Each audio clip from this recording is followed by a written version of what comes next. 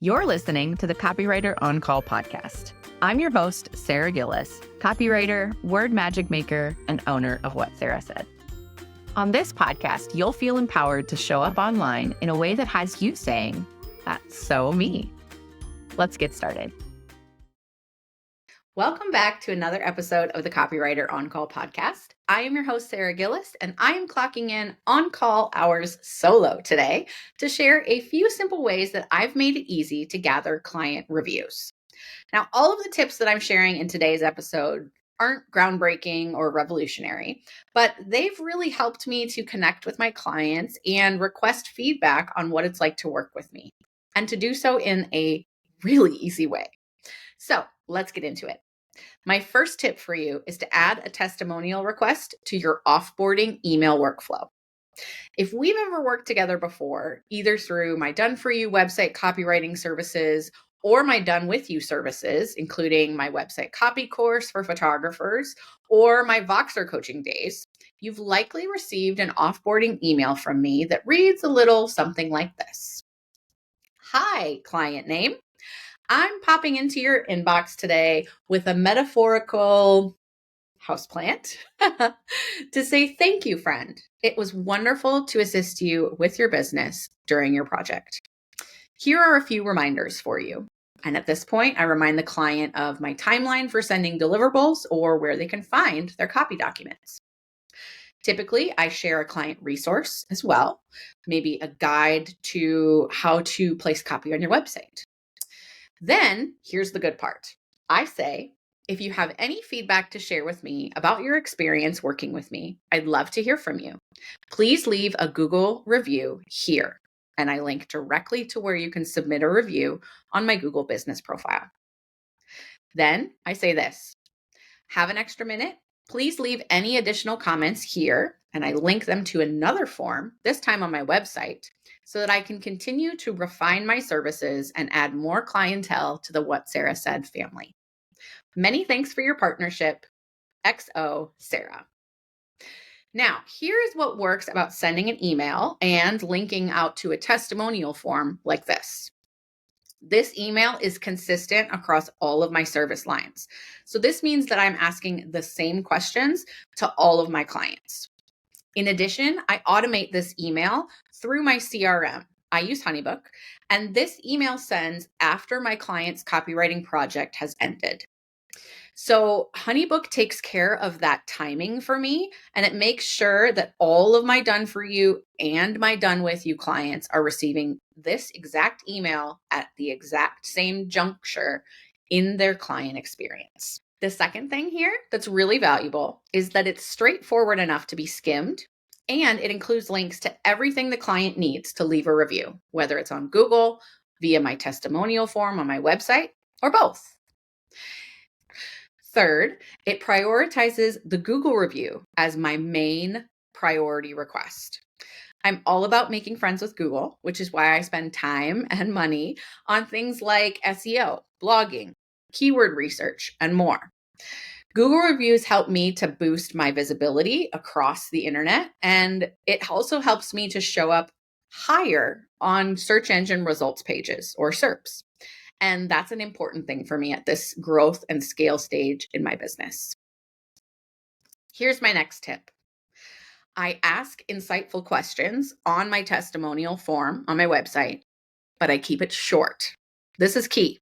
So after a lot of research, I ended up implementing a few ideas that I gleaned from testimonial forms I've completed myself after working with others. Also, have incorporated a couple from the Story Brand framework. Now, if you haven't yet read Building a Story Brand by Donald Miller, you are missing out.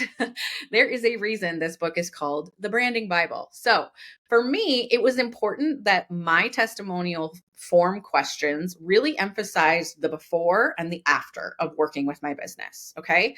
I wanted to be able to showcase the transformation that was possible when clients have personality-packed SEO copy on their website and when that copy feels like them.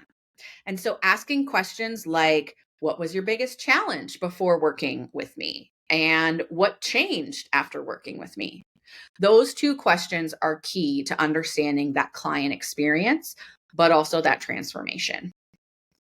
The other thing that I really do think helps my clients to complete my testimonial form questions, I only ask 4 questions. Okay, that's it. I really want to respect my client's time, and I want to make it as easy as possible for them to share their experience with me. If what's being shared in this episode is inspiring you to bring more of your personality into how you show up online, I've got a quiz for you. Head over to whatsarasaid.com/quiz and discover your brand voice type so that you can feel confident in standing out through your words. This quiz will help you uncover the brand voice that's already within you, so your words can finally have you and your dream clients saying, "That's so me." Knowing your brand voice type means you'll have full permission to ditch the proper and polite copy if your authentic voice is actually quirky and fun.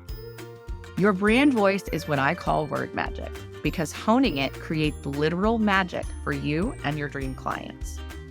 Plus, after your brand voice type is revealed, you'll get access to 5 free social media prompts to help you share your voice right away.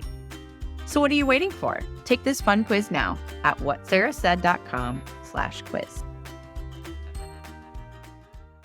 All right, I've already spilled the details on my top 2 tips. Here is tip number 3. Make a plan to regularly request testimonials for all of your offers. So every year in my business, I email my list periodically throughout the year to request testimonials. There are segments that I've built out in my email list, and one of those segments is current and past clients.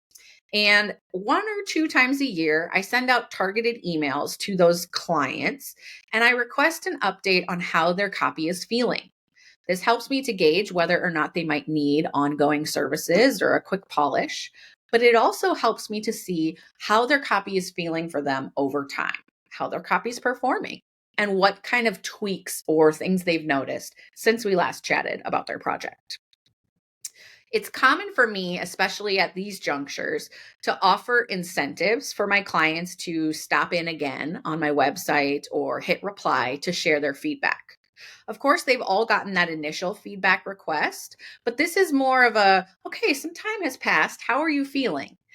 One of the incentives that I really loved that I did last year is I compiled a box of my favorite things, and anyone who left a review for me during a certain time frame last year was eligible to win this box. And it was a really fun promotion, both for me and my clients, because I love spoiling my clients and showing that appreciation. I also have strategies in place to request feedback on my more time-sensitive offerings, like my membership, the Content Huddle, and my website copy course for photographers, Words That Click. So currently, the Content Huddle only opens for enrollment twice a year, in March and in August.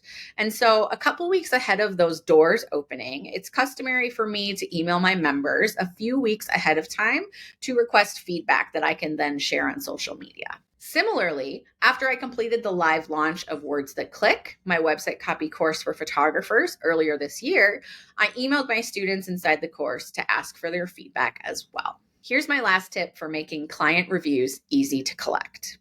Accept feedback from your clients in multiple ways and via multiple channels. Now, this last tip is key, and it's something that my own coach reminded me of recently.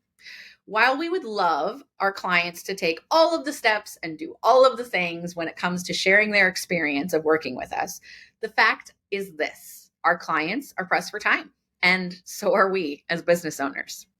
So in addition to making it easy for my clients to leave reviews by giving them a direct link to my Google business profile or giving them a link to submit a form on my website, but giving it in a way that it's in a skimmable, easy to read email, it's important to also remember that email is not necessarily everyone's preferred method of communication. So a few weeks ago, I was preparing for a flash sale on my course, Words That Click, to celebrate moving this course to evergreen, meaning that it will always be available for purchase versus launching it only a few times a year. I wanted a few fresh testimonials from my students, and despite sending a couple emails asking for that, I heard crickets. And so I asked my coach for her feedback, and she said, "How can you make it easier for your students to give you feedback?" I thought about it and I came up with a strategy that worked for me, and it might work for you too. So here's what I did. I sent DMs to my students on Instagram, and I asked them to either voice text or type a message reply back to me right inside Instagram that shared their thoughts. If they chose a voice text, I took on the transcription process myself. Okay. These are short messages, right? They're not intense. And I sent back the transcribed version for their approval. If they shared a typed review, I simply screenshotted it and shared it in my Instagram stories during my flash sale. I also sent Voxer messages to a few students and gave them the same options, either voice text me or type a message reply to me right within the Voxer app. This really worked well, okay? I had a handful of fresh reviews that I could use to market my flash sale, and my clients didn't have to wait until they were sitting at their computer in email mode to share their feedback with me. So it really was a win-win. Thank you so much for listening to this episode of the Copywriter On Call podcast. If this episode resonated with you, I would love if you take a screenshot of this episode and post it to your Instagram stories so that more business owners like you can be inspired to make it easy for their clients to sing their praises. As a special bonus, I've included my offboarding email swipe file template in the show notes for this episode. You can find that template at whatsarasaid.com/blog. Until next time, this is your Copywriter on Call, signing off. Thanks for listening to the Copywriter On Call podcast. If this episode has you feeling all sorts of inspired to show up as yourself online, click that subscribe button so you don't miss my stories or practical advice to help you express your quirky, vulnerable, and authentic self online. Chat soon.